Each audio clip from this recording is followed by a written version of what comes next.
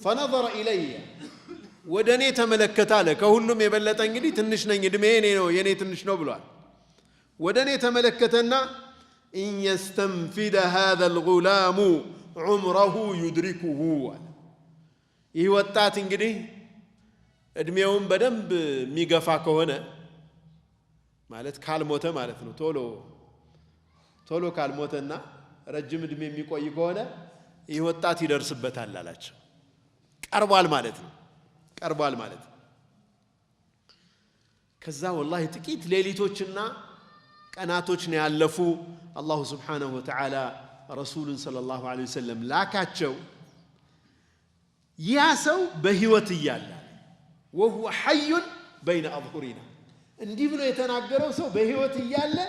ነብያችን ሰለላሁ ዐለይሂ ወሰለም ተላኩ فآمنا به እኛ አመንበት وكفر به بغيا وحسدا እሱ ግን በመቀኝነት ተነስቶ እንዴት ከዓረብ ጎሳ ተላከ ያ ነብይ ከኛ ከአይሁዶቹ ነበር የጠበቅነው ብሎ በመቀኝነት እሱ ከፈረ